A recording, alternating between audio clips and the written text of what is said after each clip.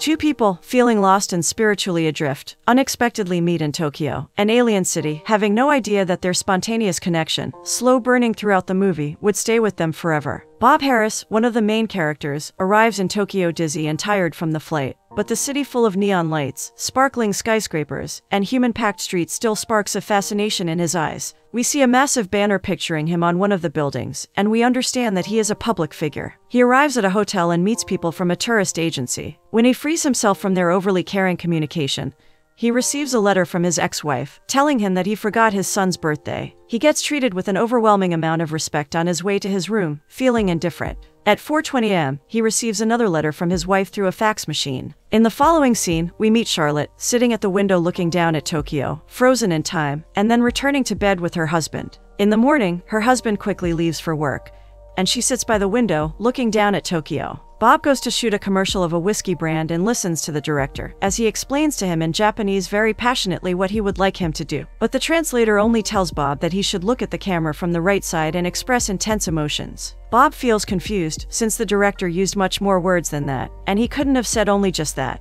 He feels like the meaning that the director is trying to convey to him is getting lost in translation. He tries acting the first time, and the director gets angry as Bob acts calmly and elegantly. On the second take, he does it even more restfully, with a hint of underlying. It seems like he is doing it on purpose. Charlotte is clearly lost in the Tokyo subway that morning. From a modern urban atmosphere, she is instantly transported into the old temple. Inside it, Buddhist monks are having a ritual, so strange for Charlotte. When she arrives home, she calls her mother. Her voice is cracked as if she is about to cry. Charlotte tells her mother that everything's great, that she visited a shrine today, and that their unusual chanting had no effect on her. Then she mentions her husband and says that she doesn't know who she married anymore. Mother seems like she doesn't really care, and their conversation is cut short. Charlotte starts crying. In this huge, strange city, she has no one to talk to, no soul that would understand her. When her husband, who's a photographer, gets back home, he tells her about his day, while Charlotte only thinks about the scarf she just knitted. It seems like she doesn't share his passion at all. In the following scene, Bob is in his hotel room, switching through TV programs. Nothing is understandable for him. There's a knock on the door. A woman standing on the other side tells him that she is sent by Mr. Kazu and asks for permission to enter. Bob lets her in, and when he sits on the end of the bed uncomfortably, the woman offers him a massage, but Bob says that he doesn't like massages anymore. The woman then tells him that Mr. Kazu sends premium fantasy, and shows him her stockings, telling him to lip them. Bob seems like he has no idea what she means. The woman quickly gets frustrated, shouting lip them, lip them. Then, since he didn't understand it, she tries to use nonverbal communication, making it obvious to Bob that she meant rip them. The cultural differences, and the fact that Bob's passion for everything has already worn out, are so self-evident in this scene, in which the woman offers immense experience while he is just bothered, failing to join her in the game. In the following scene, Charlotte is standing by a crosswalk, looking at the building in front of her. There's a dinosaur who enters a facade, and the visuals on the building spark an interest in her. In the meantime, Bob comes out of the elevator and is again attacked by a group of people, telling him that he has been invited by Tanabe Mori, who is a Johnny Carson of Japan, to a show on Friday. Bob claims that he needs to check with his agent, but he appears to have no intention of doing so. After that, they enter a studio, and while people are busy preparing the site, Bob is talking to his agent, Fred, who is trying to convince him to go for it. This so-called Johnny Carson of Japan is a big deal, and they are willing to pay a lot of money since they really want Bob to take part. The latter, however, is eager to get out of this city as soon as he can. Fred tells him that he is scheduled to leave on Friday, but they will postpone it to the day after that. The conversation ends there, since there's no reception in the studio, and Bob starts working. A photographer is taking photos of himself and asks for a few things. In this scene, Bob is clearly fed up with Japan and plays with the photographer, holding an iced tea instead of a whiskey. They have a very unusual and funny interaction. A photographer asks for several movie star looks, and Bob provides each and every one of them with ease. The day goes by, and in the evening, sitting by the bar, Bob sees Charlotte in the dining room. Their eye contact lasts for a second, while in the background, a red-haired woman sings a sad song. The woman finishes her song, expresses her gratitude towards the audience, and while everybody's clapping, they communicate with their eyes once more, smiling this time. Charlotte sends a cup full of alcohol to Bob, and the latter salutes her, chugs it at once, and leaves the room. In the elevator mirror, he makes eye contact again, this time with himself. His eyes seem a little different now. He exercises intensely that night and struggles to walk the next day when those same people attack him by the elevator again. telling him that the car is waiting outside for him. In the following scene, Charlotte and his husband are walking in the hallway when a woman, clearly a stranger to Charlotte, calls out to him. The two of them seem to know each other well, talking quickly and passionately about what they are up to, clearly extremely happy to see each other, while Charlotte is standing aside, feeling confused and awkward. They finally break apart, and the following interaction between them is evidence that they don't have anything in common. Some other woman then calls John, his husband, and he leaves quickly, leaving Charlotte alone in the hotel. In the following scene, she is walking around the hotel that afternoon. The halls are filled with voices coming out of a presentation room. She walks towards the sound and sees Kelly, the same girl that she met earlier, promoting his movie, answering questions, and talking about the intricate connection she and Keanu Reeves had while working together. Charlotte smiles sarcastically and leaves after the girl says that both he and Keanu like karate. Continuing her walk around the hotel, she enters a room filled with weird plants. A woman comes up to her, showing her around. Charlotte seems to really like this room, the plants, and the beauty and delicacy of it. At night, while her husband is sleeping next to her, she can't sleep and starts watching TV. Bob is doing the same thing, despite the fact that he understands nothing about Japanese television. Both of them get bored quickly. It seems like they are suffering from the same symptoms of loneliness. It's the same night, and Bob is sitting by the bar again. There are a few people left in the dining room. Bob is talking to the barman when Charlotte enters the room and sits by the counter next to him. The two of them finally meet. The barman asks Charlotte what she would like to have, and when Bob notices that she's struggling to make a decision, he starts acting out his commercial character, saying, "For relaxing times, make it suntory time." The barman repeats the end of his sentence too, and Charlotte, amused by this, asks for vodka tonic. They start talking, and after Charlotte asks Bob what he is doing in Japan, Bob starts talking half ironically and with disappointment about how he's taking some time off from his wife and kids, and how he is endorsing a whiskey brand for $2 million, while he could actually be doing a play somewhere else. Charlotte then shares her story too. She just came along with her photographer husband, who's working.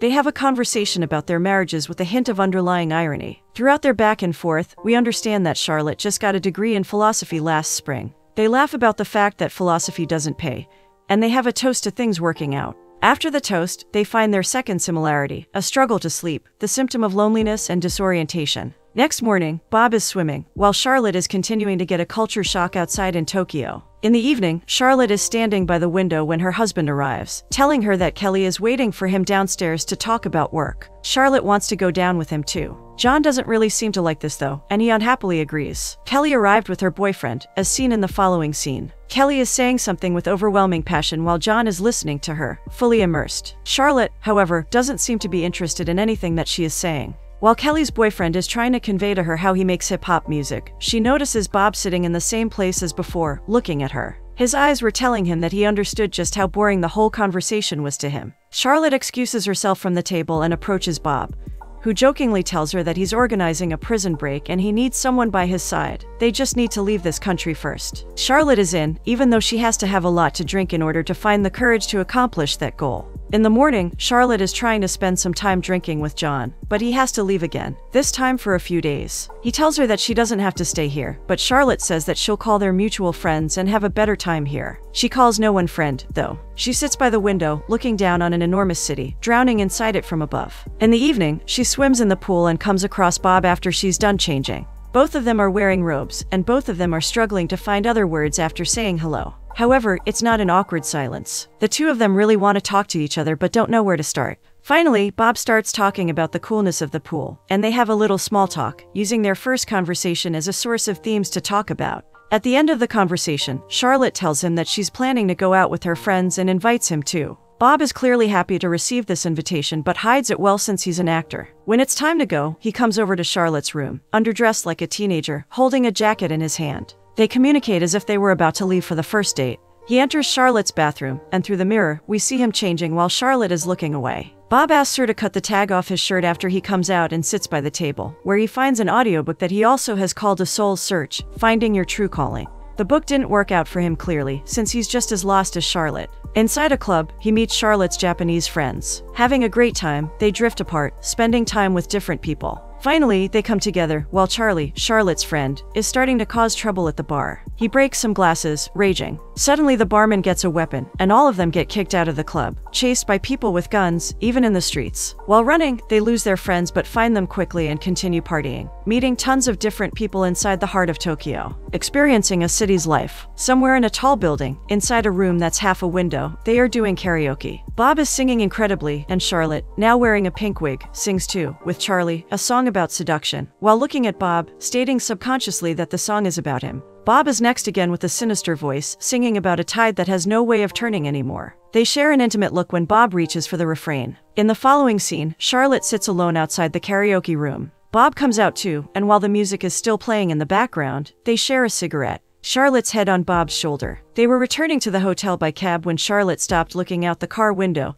and saw Bob sleeping. This scene made her smile widely and sank her into pleasant thoughts. However, by the time they reached the hotel, Bob has to carry Charlotte to the room. He put her in bed, turned the lights off, and left. After that, before he goes to sleep, Bob calls his wife and talks to her about the carpet colors that she wanted him to choose earlier. He also tells her about his night, his experiences, and how Tokyo life is more different than fun for him. Of course, he doesn't mention Charlotte anywhere and decides that it was a bad idea to call her eventually. In the morning, we see him on a golf course. Mount Fuji is in the background, covered in mist. Bob struggles to hit the ball the first time but is successful the second time. Charlotte and Bob have breakfast, talking about Charlotte's hurt foot and joking with the Japanese cook who has a straight, unemotional face in front of them. In the following scene, they are at the hospital for her foot, fail to communicate with anyone, but still manage to have Charlotte's foot checked out. The conversations they have with Japanese people and the struggle to understand anything that they say set a funny tone. They are not even trying that hard anymore. Eventually, she gets an X-ray, but she can't find out anything about the condition of her toe. When she gets back to her hotel room, she starts going through her family photos with John while Bob practices golf in his room. Charlotte, Charlie, and other friends invite Bob to a place called the Orange that night too. Bob arrives there, and while Charlotte comes, he finds himself sitting uncomfortably in a strip club. When she finally arrives, Bob is still sitting alone, while others are taking dance lessons. They quickly decide to leave that place and start strolling around the streets, imagining that someone is after them. Suddenly, when they had to stop, they saw a truck with an advertisement depicting Bob, who is proud of himself for the first time since he landed in Tokyo. When they arrive at the hotel, they see a drunk Kelly singing karaoke. Both of them are trying to hold their laughter until they are far enough away to run away. Charlotte finds it hard to sleep that night. She crawls around her bed, then turns the light on and stands up. She is walking around the room half thinking, when somebody slips a letter from under the door. The letter was from Bob, asking whether she was awake or not. In the following scene, they are watching a movie and drinking inside Bob's room. While talking, they understand that Bob noticed Charlotte earlier than she noticed him. It was in the elevator. Charlotte actually smiled at him at that moment, but she couldn't recall it now. They both lay in bed. Charlotte is disoriented in life. She tried to do a lot of things but couldn't really accomplish anything. She is still in the process of finding herself. Anxious about her future, she asks Bob, who's much older, whether it gets easier or not. Bob says it does, and they continue talking about difficulties in marriage as time goes on, having kids, and how it changes one's life completely as they slowly drift into sleep. He also shares his struggle to bond with his kids, who are starting to get used to not being around his father much. Alone in the room, they are closely watching their boundaries. Only Charlotte's feet are touching Bob's thigh. Finally, Bob touches her feet gently and tells her that she is not so hopeless. In the morning, Charlotte travels to Kyoto by train alone, immersing herself in Japanese culture, ancient temples, and an atmosphere like no other. Fascinated by the culture, she comes across a marriage ritual too. She finds a wishing tree and leaves a wish too. In the meantime, Bob is shaving his beard when he receives a call. Somebody informs him that he got a fax. He comes down and sneaks behind the marketing people, who are waiting for him to come out so that they can perform another attack on him. He comes out of the hotel unnoticed and calls Mr. Kawasaki from the talk show and tells him that he will happily change his plans and stay in Japan for one more day to attend. Tanabe Mori, the host, is an embodiment of everything that Bob doesn't understand about Japan.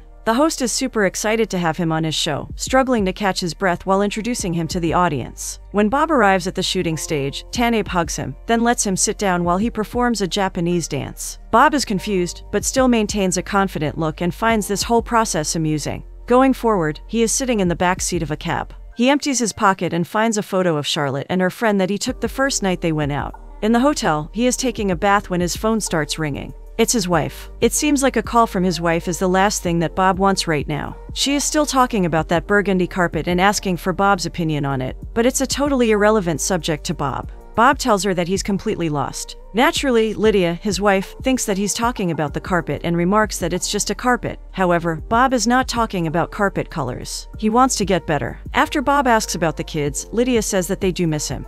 But as time goes on, they are getting used to not having their father around the house. After taking a bath, he lays in the sauna with two German men, talking about something. And when he gets back to his room, he starts watching Taneb Mori's talk show. Looking at himself, struggling to understand what the host is saying, and trying to follow along disappoints him, so he changes the TV program. In the following scene, Bob is sitting at his usual place by the bar when the singer sits next to him. He doesn't seem to be interested in her at all, but she still says hi. Going forward, it's morning, and Bob, after waking up, suddenly understands that he spent the night with that singing woman. He is extremely disappointed and upset. He watches as the red-headed lady walks around his room. He clearly doesn't want to believe his eyes, especially when there's a knock on the door. It's Charlotte at the door. He rushes from the bed to be the one to open the door. He answers Charlotte's first question with silence, and when she invites him to breakfast, he says that he is unable to go now. Charlotte, who's a little disappointed by this answer, looks at him in the eyes to understand the reason, but finds the reason somewhere else. She hears the voice of the woman, singing in Bob's room.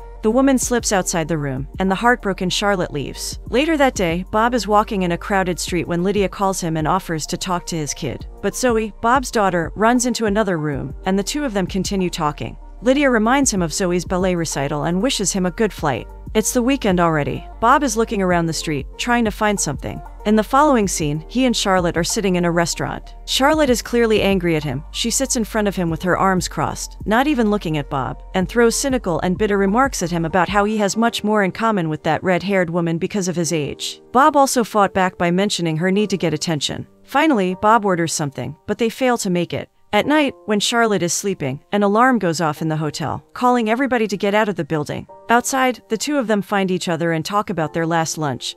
Charlotte's anger seems to be gone. Bob attributes a terrible lunch to raw food, but they both smile as they know the real reason. Bob has to leave tomorrow, and hearing that, Charlotte realizes that she will miss him. Later that night, back in the hotel's dining room, they sit together at the table. A band sings a rapid romantic song, and the two of them hold each other's hands, sharing this intimate moment and the unchangeable chemistry.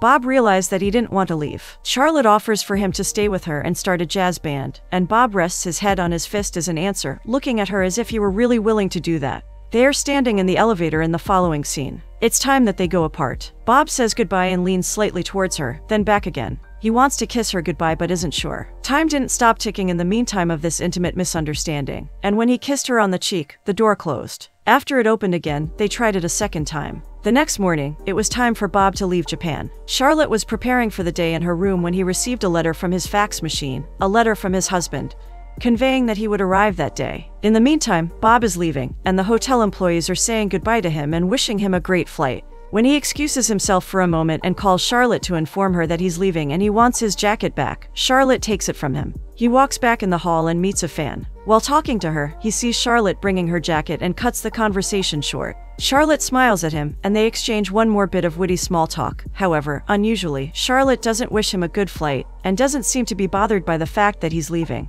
She says bye and enters the elevator, not even shooting one last look at him. As Bob takes a picture with other people, he seems disappointed by this. He was waiting for a different kind of farewell. He leaves, but when he sits inside the car, he suddenly sees Charlotte walking down a street. He notices her, even though she is walking away, and gets out of the car to catch up to her, to have a proper goodbye. Finally, he catches up, Charlotte turns around, and without saying a word, they hug each other for the first time, closing their eyes and whispering something. Finally, they share a kiss, say goodbye, and drift apart, still looking at each other from time to time, as they walk away. Bob gets back into his car, continues down the road, and says farewell to the third main character of the film, Tokyo.